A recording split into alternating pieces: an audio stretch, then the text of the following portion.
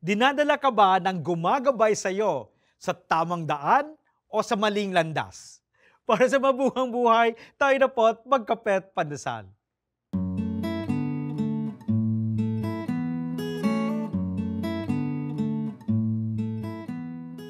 Have you ever taken advice from someone who seemed just as lost as you?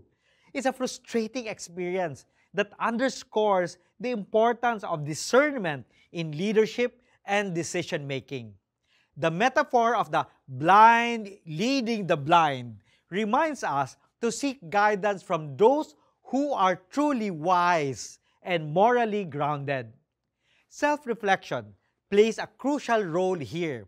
When we take the time to examine our own faults before judging others, we open the door to personal growth and healthier relationships. Pinapakita ng ating mga gawain ang tunay nating pagkatao, fostering accountability and integrity. This awareness inspires us to align our words and our actions with our values, promoting authenticity in our interactions. So, the next time you seek advice or guidance, ask yourself, is this person truly knowledgeable? Manalangin po tayo.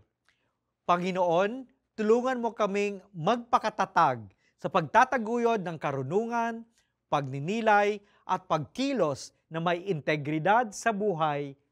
Amen.